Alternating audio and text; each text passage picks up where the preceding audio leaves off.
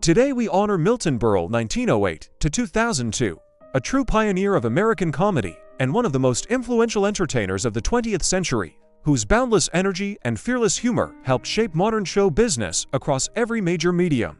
Affectionately known as Mr. Television, Berle's remarkable journey began at just 5 years old on the streets of Upper Manhattan, where his Charlie Chaplin impressions delighted neighborhood children and caught the eye of a talent agent who launched his professional career. By age 12, he was already performing on Broadway and soon became a staple of vaudeville, radio, and the silver screen, appearing in over 70 films including early silent comedies alongside Chaplin himself and the landmark 1914 serial The Perils of Pauline. But it was in 1948, with the debut of The Milton Berle Show, later Texaco Star Theater, that he truly revolutionized entertainment, bringing live sketch comedy, musical numbers, and his exuberant physical humor into America's living rooms and helping ignite the television boom of the post-war era. With his bold antics, rapid-fire timing, and fearless commitment to the laugh, Berle earned universal acclaim and became a household name practically overnight, often credited with selling more TV sets than any advertiser of his time.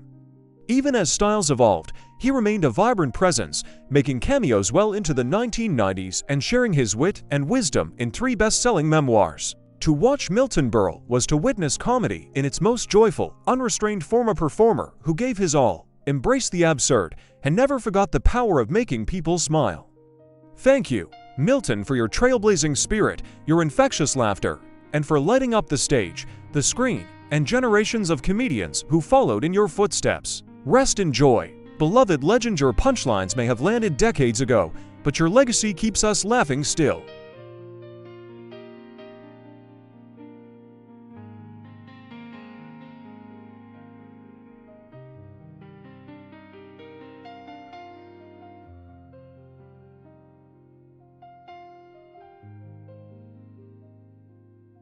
Robert Young was a pillar of American entertainment, dignified, versatile, and deeply trusted by audiences across generations, whose remarkable 5-decade career charted the evolution of 20th century media.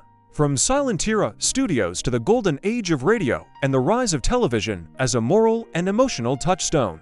Born in Chicago and raised in Los Angeles from age 7, he discovered acting at Abraham Lincoln High School, later honing his craft at the Pasadena Playhouse and in touring stock productions, where a fateful performance in The Ship caught the eye of an MGM scout, leading to his film debut in The Black Camel, 1931. Under the MGM banner, he became a dependable leading man and sensitive supporting player, standing out opposite Helen Hayes in The Sin of Madelon Claudette, 1931, collaborating with Alfred Hitchcock in Secret Agent, 1936, and delivering what many consider his finest film performance, the morally ambiguous protagonist in They Won't Believe Me, 1947, a noir masterpiece ahead of its time. Though often undervalued in Hollywood's star system, and despite a persistent but unfounded rumor, he was not related to actor Roger Moore.